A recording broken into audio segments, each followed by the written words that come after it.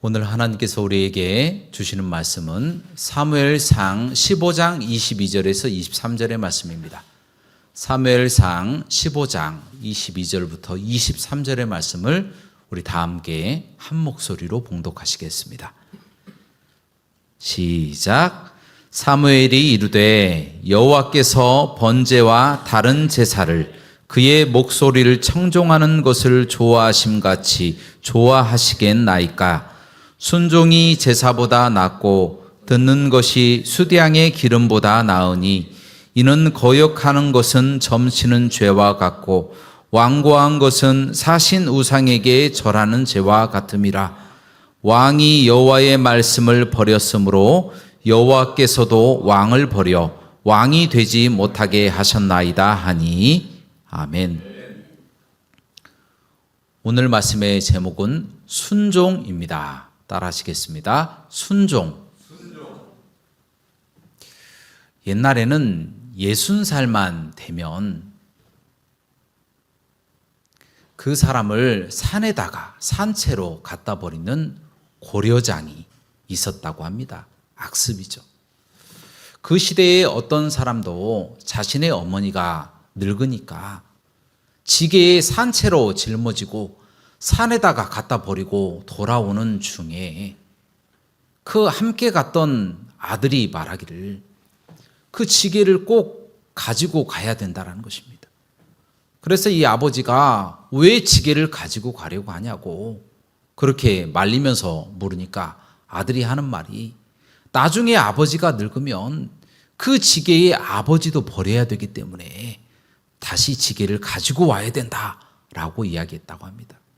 그 말을 들은 이 아버지는 자신의 불효를 깨닫고 늙은 어미를 다시 집으로 모시고 돌아왔다라고 하는 이야기가 있습니다.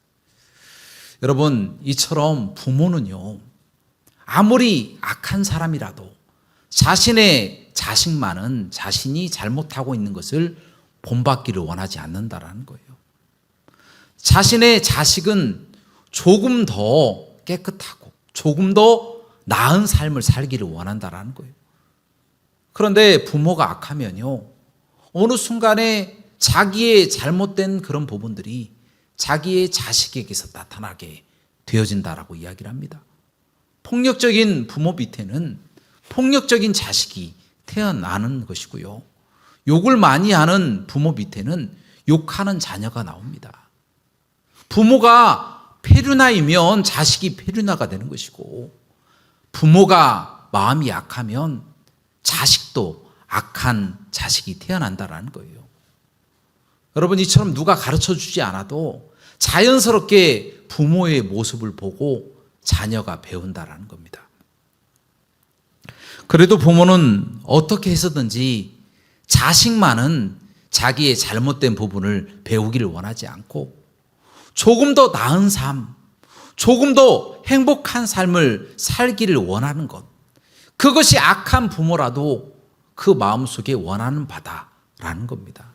그래서 자기의 자식은 자신처럼 살지 않기를 간절히 바라면서 그렇게 기대하면서 살아가는 것이 모든 부모들의 마음이다라는 것입니다. 그런데 참으로 감사하게도 성경 말씀 속에서 이 부모들의 바람을 이루어 줄 수 있는 그런 해결책이 기록되어 있다는 거예요. 그것이 단 2자로 딱 하나님께서 주신 그런 말씀으로 기록하고 있습니다. 자, 그것이 무엇이겠습니까? 바로 따라하도록 하겠습니다. 순종입니다.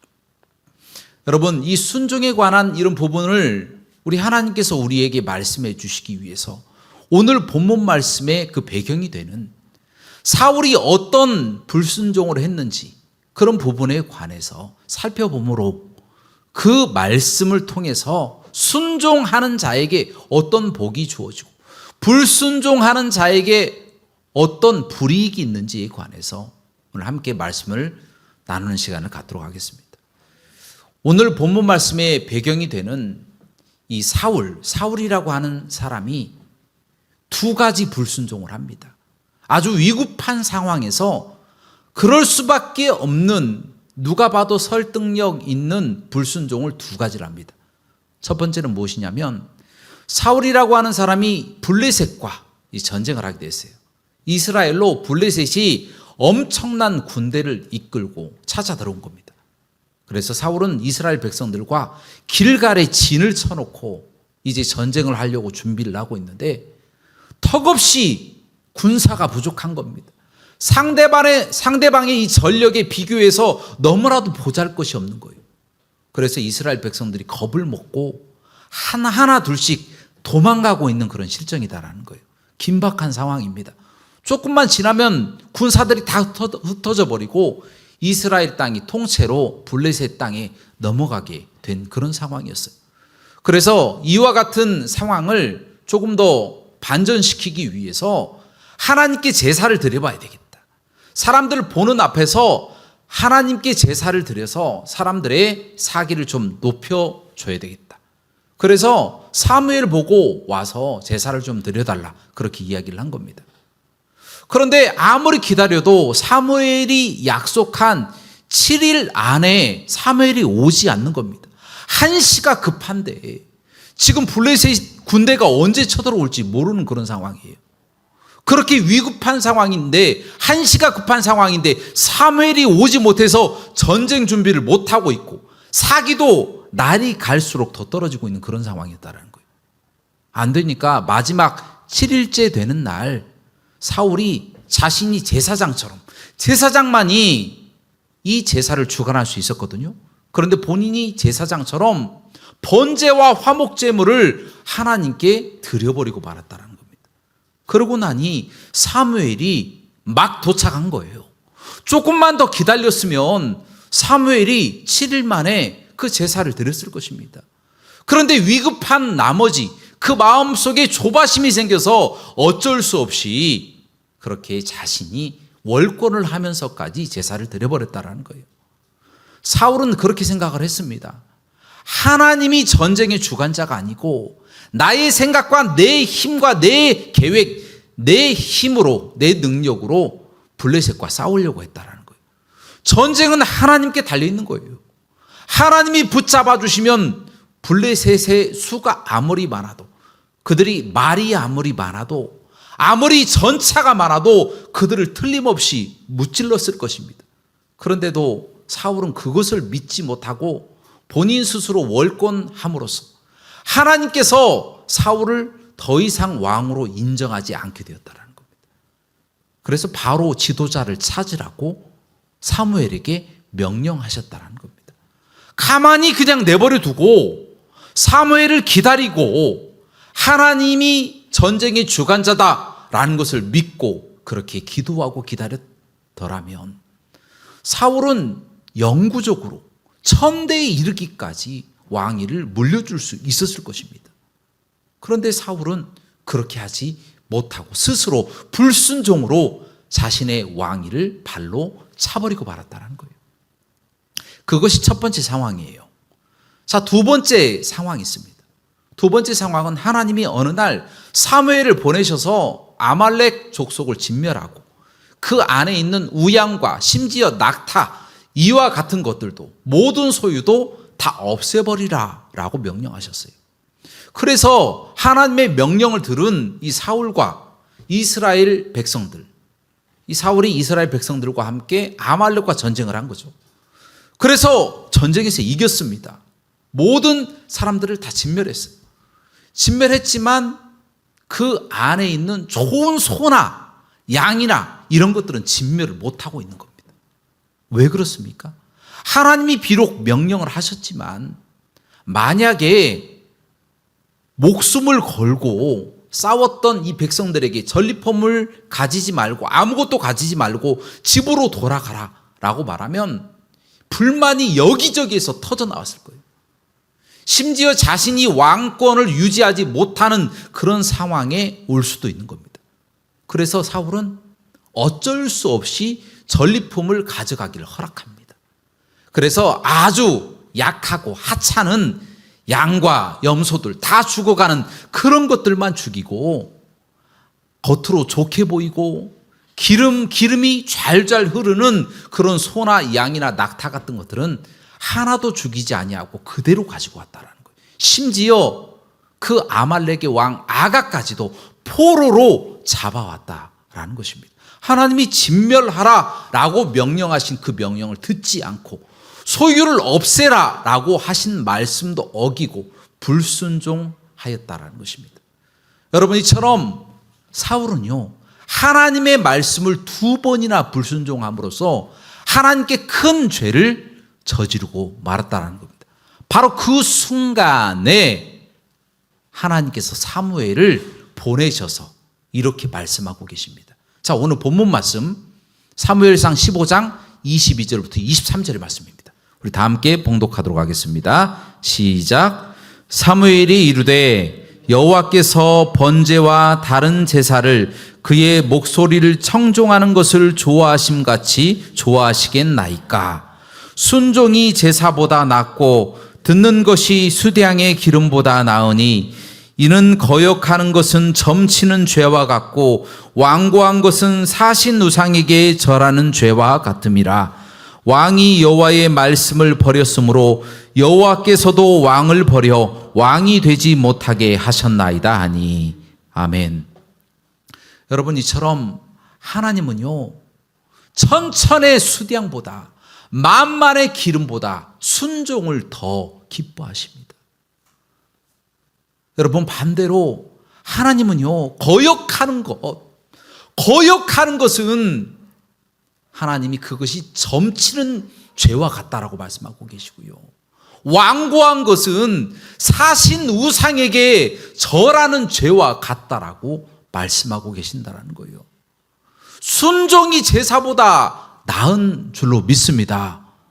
거역하는 것은 그것은 바로 점치는 죄와 같다라는 거예요. 그럼에도 불구하고 사울은 끝까지 하나님의 말씀을 불순종하지 않습니까? 하나님께 순종하였더라면 하나님이 그 죄를 용서해 주셨을 것입니다. 중간에 만약에 사울이 하나님 잘못했습니다, 저 정말 하나님께 불순종했습니다, 회개하고 하나님 앞에 나아갔더라면 하나님은 그 죄를 없이 하시고 그때부터 사울을 축복하시고 사울의 왕권을 1000대까지 그렇게 이어갈 수 있도록 축복해 주셨을 것입니다. 그러나 사울은 그렇게 하지 못하고 있다가 결국 어떻게 되었습니까? 본인 스스로 길보아산 전투에서 전사해버리고 자신의 아들들도 다 길보아산 전투에서 한 명도 빠짐없이 다 죽어버리고 말았다는 거예요. 그와 같이 비참한 체육, 불순종의 열매를 먹게 되는 그와 같은 것을 스스로 불순종함으로 자초해버리고 말았다는 것입니다.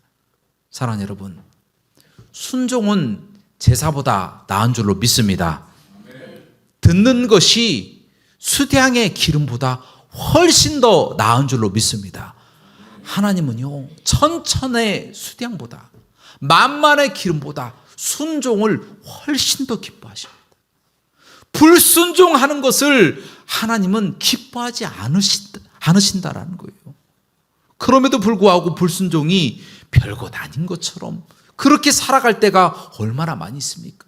하나님의 말씀이 우리 눈앞에 뻔히 있고 하나님의 말씀이 귀로 들려도 그것을 순종하지 않는 것을 당연하게 생각합니다. 나에게 무슨 지장이 생기겠어? 무슨 일이 생기겠어? 그런 마음을 품는 것이 바로 점치는 죄와 같다라는 거예요. 완고하게 하나님의 말씀이 들린에도 불구하고 끝까지 거부하는 것은 사신 우상에게 절하는 것과 같다라고 하나님이 말씀하고 계신다라는 것입니다. 여러분, 그래서 우리는 하나님의 말씀에 순종해야 될 줄로 믿습니다.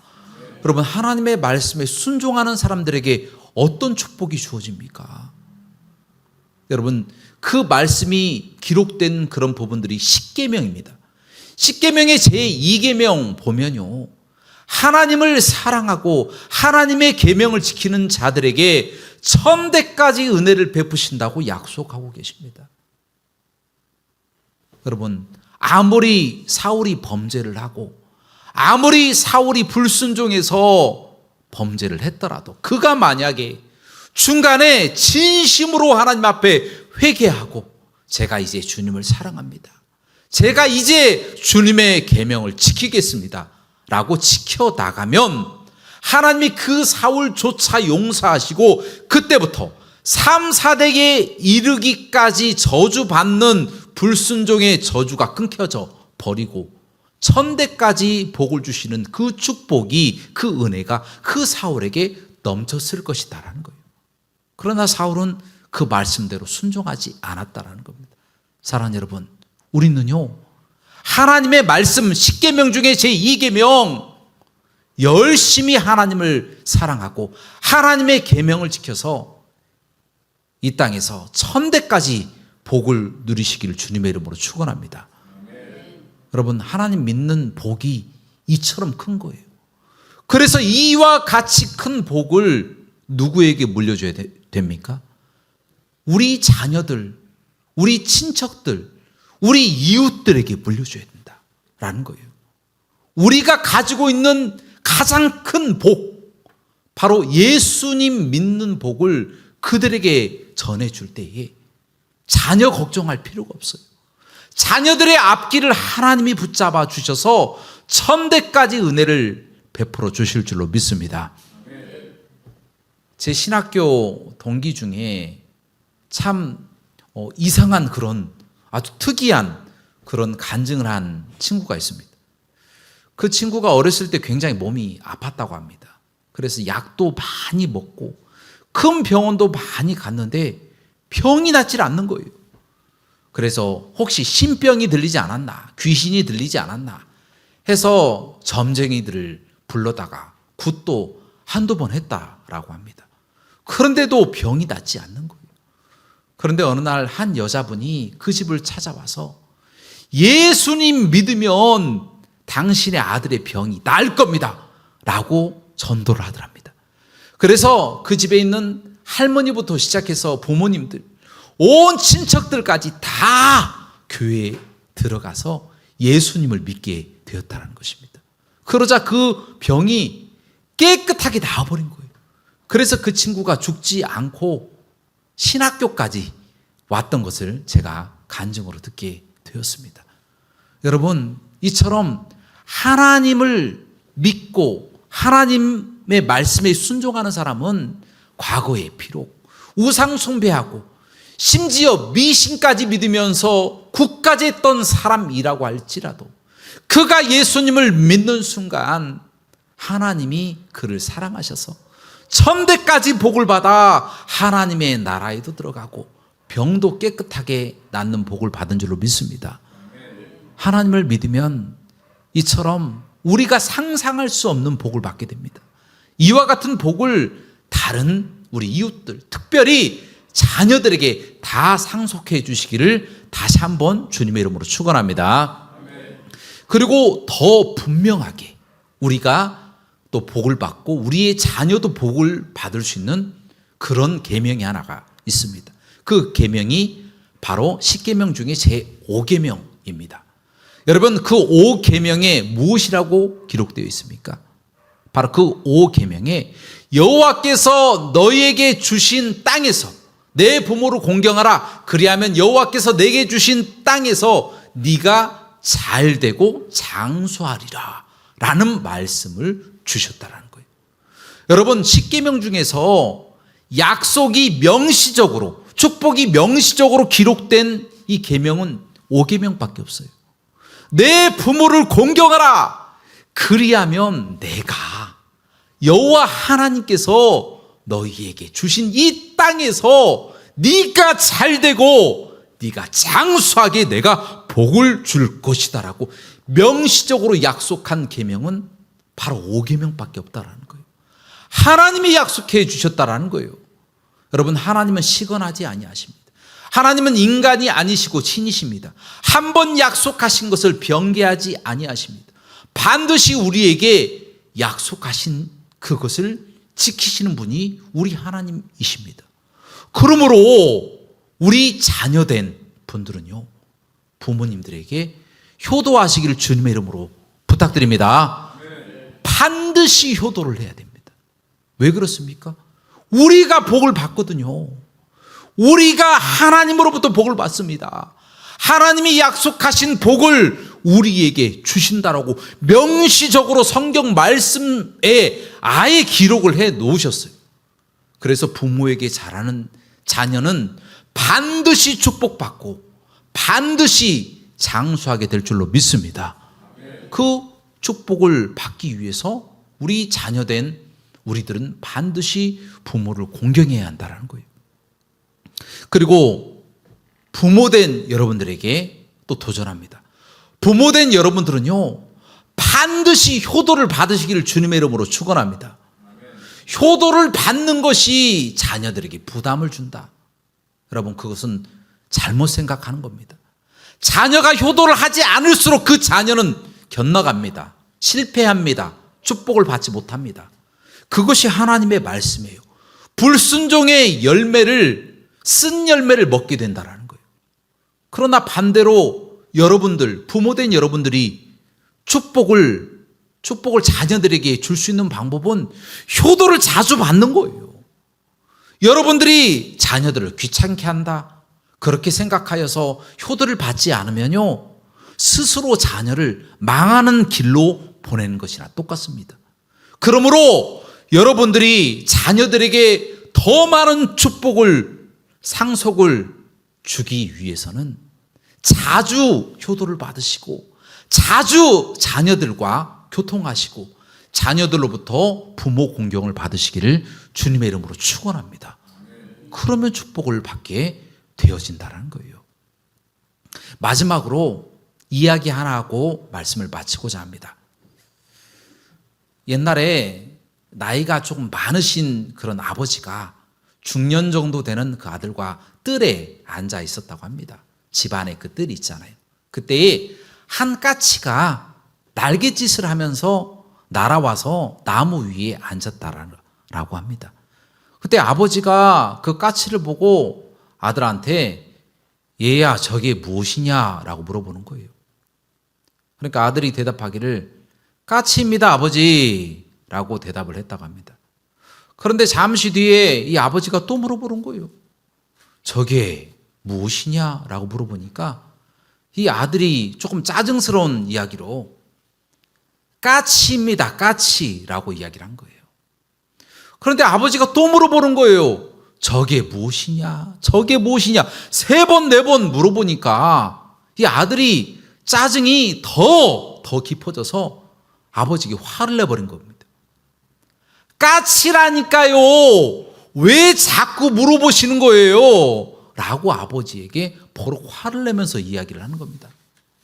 그러니까 이 아버지가 입을 딱 다물고 방 안으로 딱 들어가는 겁니다. 들어가서 오래된 일기장 하나를 가지고 나오는 거예요. 그리고 그 일기를 그 자녀에게 보여주는 겁니다. 그 자녀가 3살, 4살 때에 그런 있었던 일이죠. 자녀가 자꾸 아버지에게 물어보는 거예요. 아버지, 아빠라고 물어봤겠죠? 아빠, 저게 뭐야? 라고 물어보는 거예요.